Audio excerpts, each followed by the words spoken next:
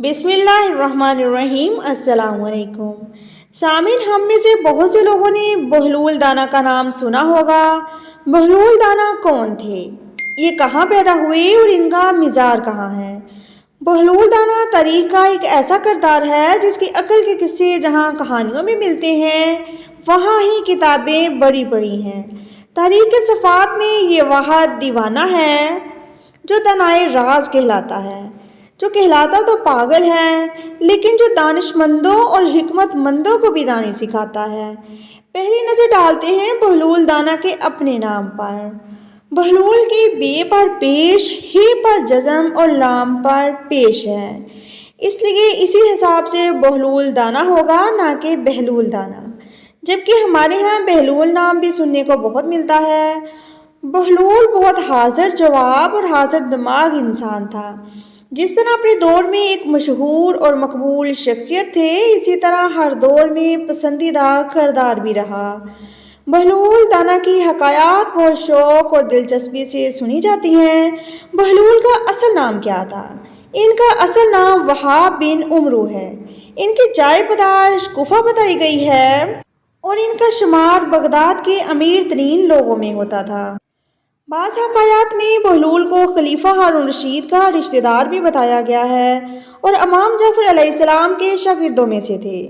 مجالس مومنین ایک کتاب قاضی نور اللہ ششتری کی ہے جس میں انہوں نے لکھا کہ بہلول ہارون رشید کے عہد کے دانش مندوں میں نمایاں کردار ہے جو کسی مصلحت کے تحت دیوانہ بن گئے تھے۔ سامعین، بہلول کی دیوانگی کے بارے میں دو روایات زیادہ مشہور ہیں۔ انہوں نے امام موسیٰ کاظم علیہ السلام کی ہدایت پر دیوانگی کا لبادہ اوڑھ لیا تھا اور اس طرح اپنی جان بچا گئے۔ اب ہنسی ہنسی میں امرا کو آئینہ دکھاتے رہتے۔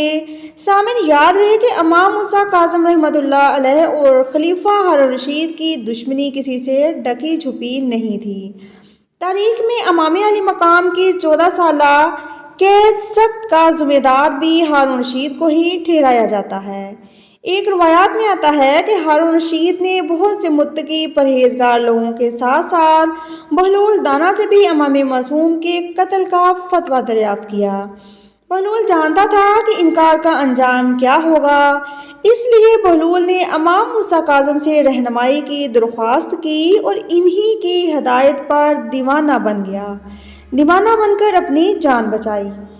سامعین، بہلول کے بارے میں ایک اور دوسری روایت بھی ملتی ہے کہ بہلول کا جرم آل محمد سے عقیدت بھی تھا، جو ہارون رشید کے دور میں قابل جرم تھا اور اس کی سزا سر تن سے جدا کر دینا تھی۔ جب بہلول کو پتہ چلا کہ بہت جلد اس کو گرفتار کر لیا جائے گا اور قتل کر دیا جائے گا، تو بہلول نے اپنے دو دوستوں کی مدد سے قید خانے میں امام معصوم سے رابطہ کیا۔ حالات کو دیکھتے ہوئے امام موسیٰ کاظم علیہ السلام نے بہلول کے سوال کا جواب صرف ایک حرف دیا، جی، جس سے بہلول سمجھ گیا کہ جنون کا مطلب کیسے لینا ہے۔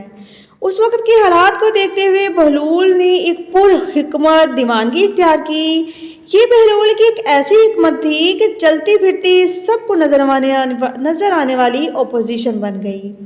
بہلول جرأت، بے باکی، حق گوئی کی اعلیٰ مثال تھا اور مظلوموں کی حمایت میں بولنے والا واحد انسان تھا، حتیٰ کہ بادشاہوں کو بھی کھلی تنقید کا نشانہ بناتا تھا، جبکہ بادشاہ کے خلاف بولنے کا تصور بھی محال تھا۔ بہلول کی دانش مندی اور ذہانت کی وجہ سے وہ کبھی بھی کسی کی پکڑ میں نہیں آیا تھا۔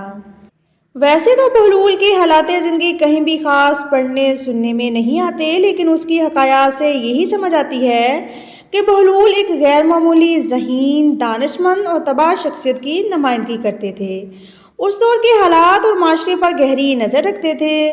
بہلول نہایت شگفتہ انداز میں بات کرتا اور اپنی دیوانگی کا بھرم بھی رکھتا اور دیوانی باتیں بھی نہیں کرتا تھا۔ بہلول نے دیوانگی اور فرزندگی کو ایسے معجزانہ انداز میں جوڑا کہ وہ نہ صرف اس کی جان کی ضمانت بنا بلکہ مظلوموں کی حمایت کا بھی بہترین ذریعہ بنے۔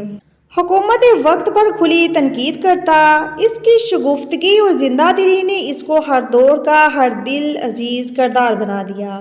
دیوانگی کی صورت میں ایک ایسی تاریخ رقم کی کہ لوگ ان کے فضل و کمال کے قائل ہو گئے۔ ہر مشکل کا حل نکالنے والا، حکومت وقت پر کھلی تنقید کرنے والا، یہ پاگل دیوانہ کمال کا درجہ رکھتا ہے۔ آل محمد کا یہ دیوانہ ہر مشکل میں عقل مند راہ نکالنے والا، یہ پاگل دیوانہ ثابت بھی نہیں ہوتا اپنی دانشمندی سے۔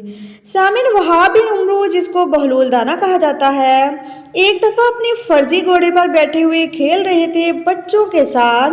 کھیلتے کھیلتے ہجوم میں دوڑا آگے نکل گئے۔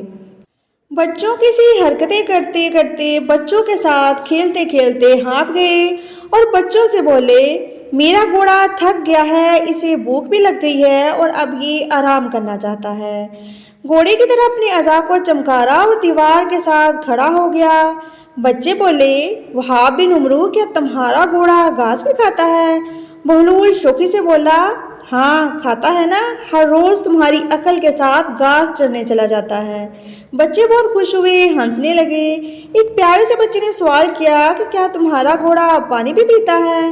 بہلول نے جواب دیا، میرا گھوڑا بادشاہ کے شاہی پیمانے میں پانی پیتا ہے۔ بچے بہت ہنسے، خوش ہوئے اور تالیاں بجانے لگے۔ بچے مچل مچل کے بہلول کی طرف گئے اور کہتے کہ ہمیں اپنے گھوڑے کی سواری کرواؤ۔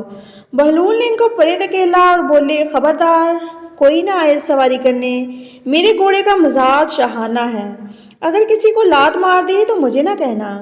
بچے ہنسنے لگے اور تالیاں بجانے لگے۔ کچھ دیر بچے ان کے ساتھ چھیڑ چھاڑ کرتے رہے۔ جب وہاب بن عمرو نے ان بچوں کی طرف توجہ نہ دی تو ایک ایک کر کے سارے بچے اپنے گھروں کو لوٹ گئے۔ چونکہ وہ جگہ ویران تھی، بچے چلے گئے، بہلول اکیلا رہ گیا تھا۔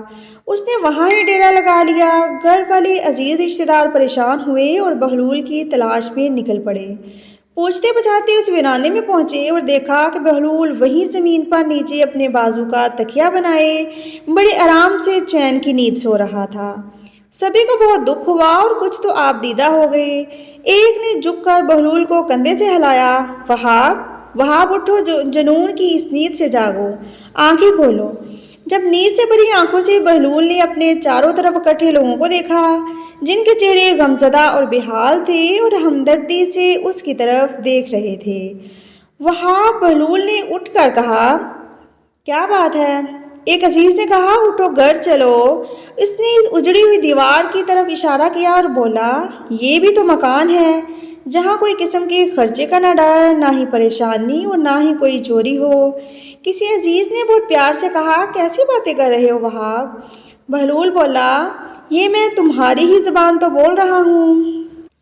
سامعین، ہم سبھی جانتے ہیں ہر روز گھروں کے یہی جھمیلے ہوتے ہیں، کتنے خرچے، ہمسائے سے لڑائی، میرا یہ کھو گیا، اس کا وہ چوری ہو گیا۔ ان میں سے کسی ایک نے کہا، کیسی باتیں کر رہے ہو بہلول، تمہاری طبیعت تو ٹھیک ہے نا؟ آپ بولے، ٹھیک ہوں اور بہت مزے میں ہوں۔ عزیز رشتہ دار پریشانی سے بولے، تم ٹھیک نہیں لگ رہے، چلو چلے۔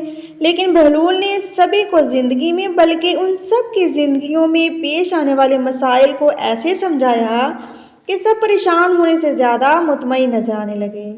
وہاب بن عمرو بہلول بن کر خلیفہ ہارون رشید کے قریب تر ہو گیا اور اسے ایک ایسا سبق پڑھایا جو کوئی اور نہ پڑھا سکا۔ وہاب بن عمرو کا مزار افغانستان کے شہر غزنی میں ہے۔ بہلول دانہ کے بہترین اور حیران کن حکایات کو جاننے کے لیے ہمارے چینل کو سبسکرائب کریں، ہماری ویڈیوز کو لائک کریں۔ یاد رکھیں کہ یہ بات ہمیشہ یاد رکھنی چاہیے، سیکھنے کی کوئی عمر نہیں ہوتی۔ سکھانے والا اچھی بات کوئی بچہ بھی ہو سکتا ہے اور کوئی راہ چلتا بھی اچھی بات سکھا سکتا ہے۔